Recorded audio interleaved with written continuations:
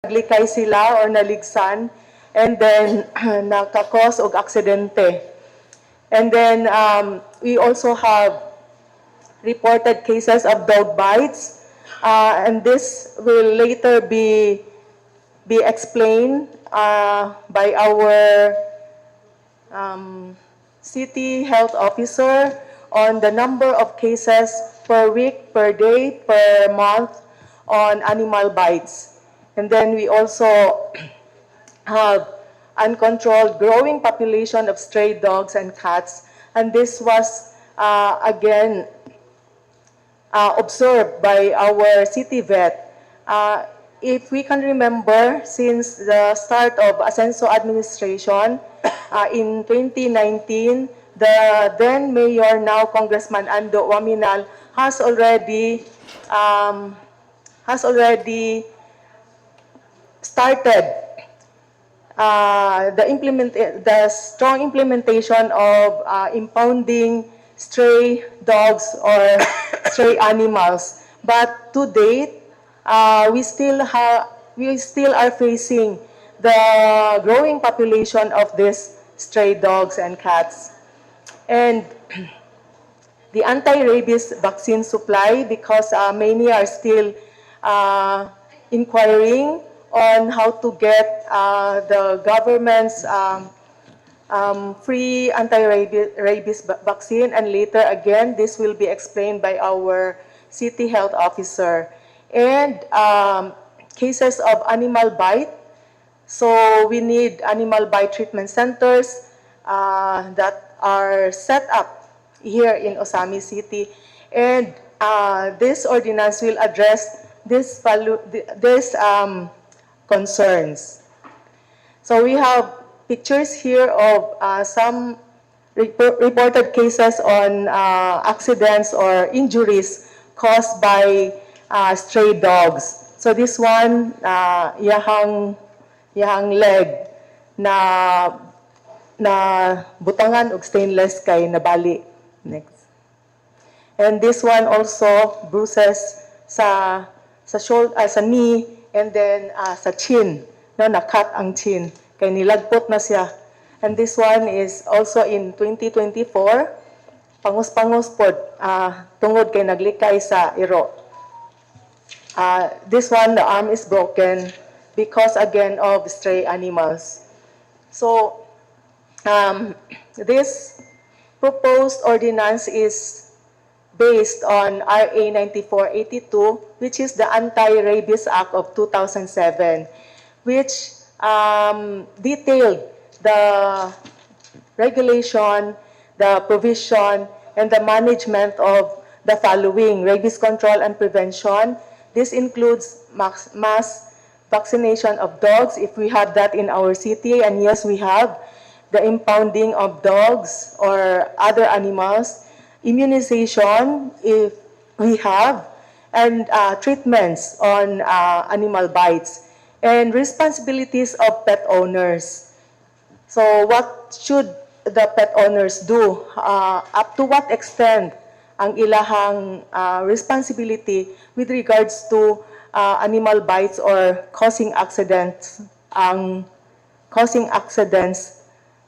pets. The government agencies that are involved in implementing this RA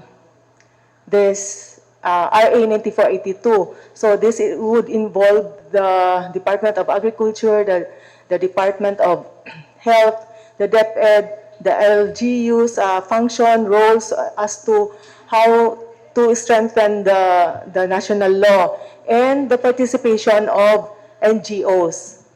So this also includes the mga impounding measures and disposition guidelines of impound dogs or animals. And then dog population control and the penalties, which range from, kung based on national law, it range from 500 to 25,000. So we dig out some ordinances that we have here.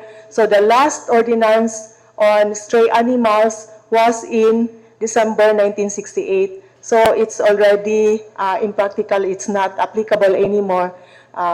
With the penalty there is 20 pesos a day only for impounding of the dog or of the animals. That ordinance included pagani, mga cattle, and mga big domestic animals. So it's high time already that Osamis should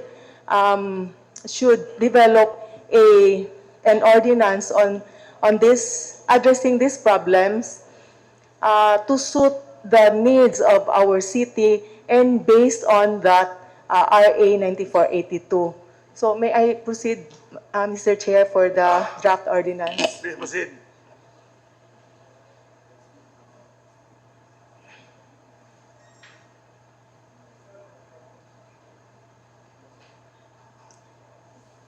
So the title of our ordinance is an ordinance regulating the ownership and handling of dogs and cats in Osami City.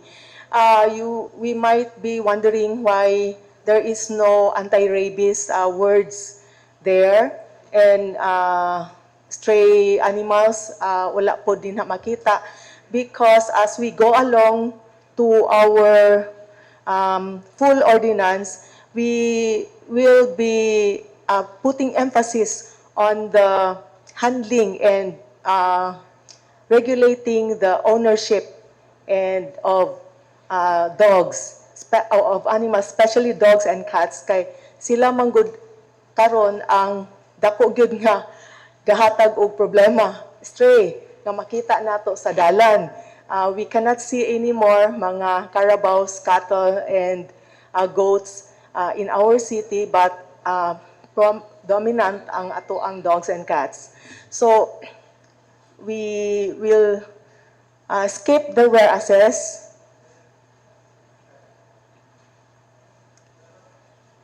So we go to section 2, the scope and coverage. The focus.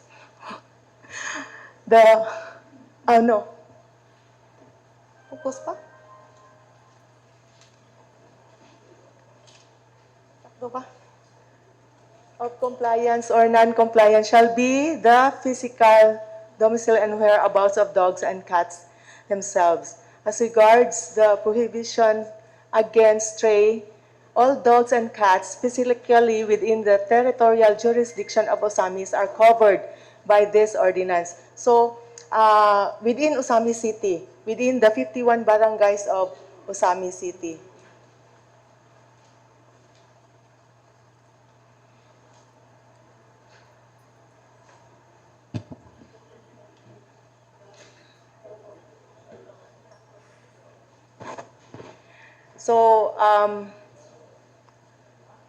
So in this ordinance, we are requiring dogs and cats to be registered and be submitted for vaccination before a licensed veterinarian upon reaching 90 calendar days of age. Such vaccination shall be clearly and legibly inscribed, indicated by the veterinarian in the dog's or cat's vaccination card or booklet. And subsequent vaccination schedule shall also be prescribed clearly and legibly in the same card booklet. So we need to register our pets.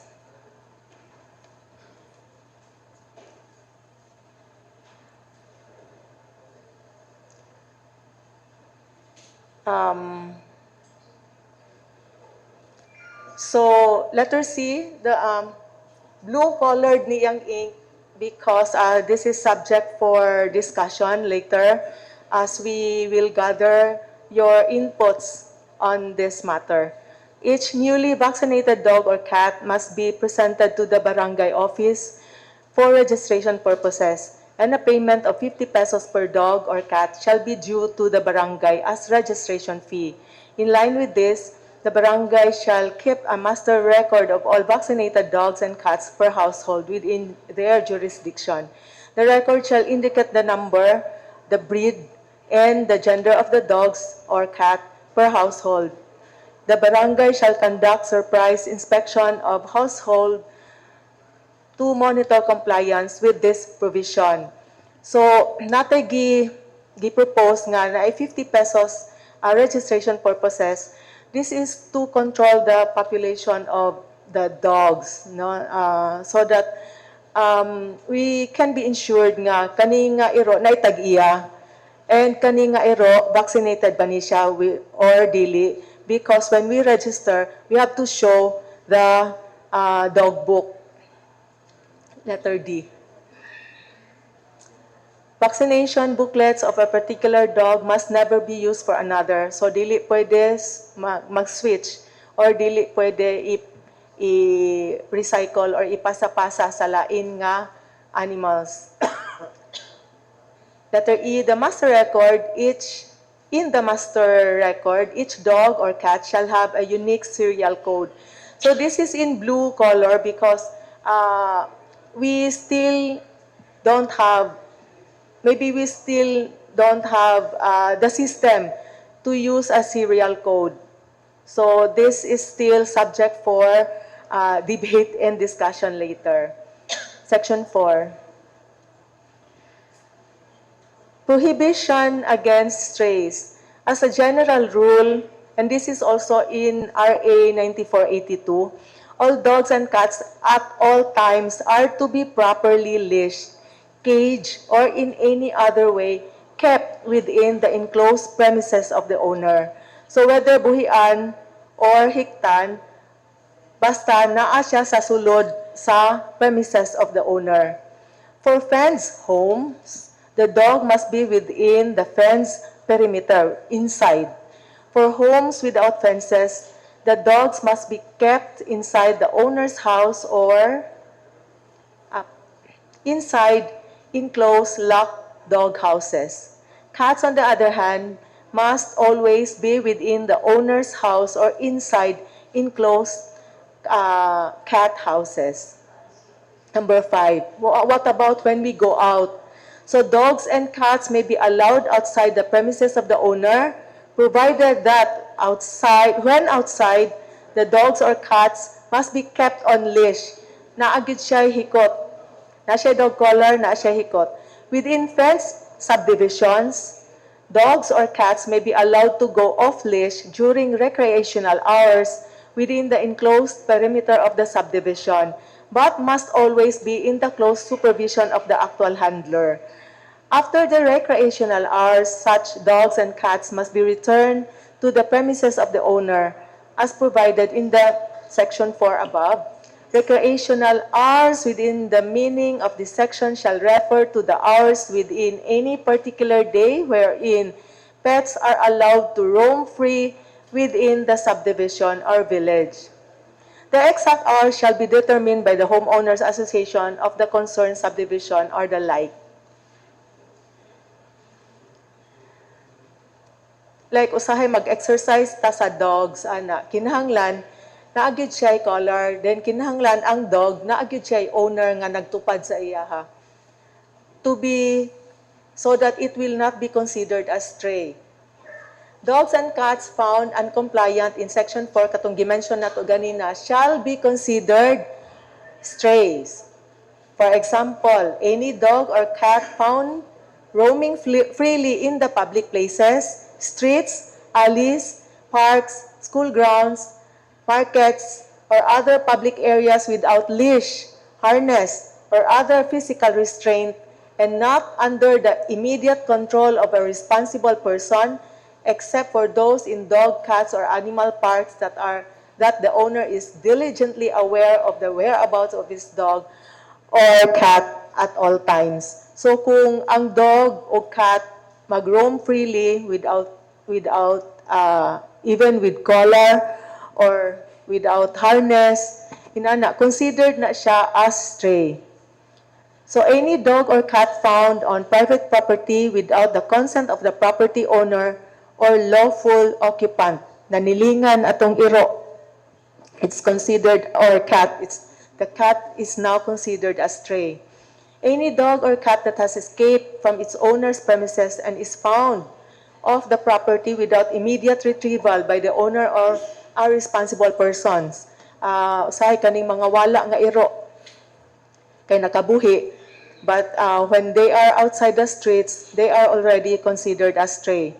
Any dog or cat that is abandoned by owner and is no longer provided with care and sustenance, kanang mga iring panglabay lang sa kilid, sa dalan, and then i-abandon, or dogs and cats nga buhian na lang, dili na gibiyaan na sa tag-iya.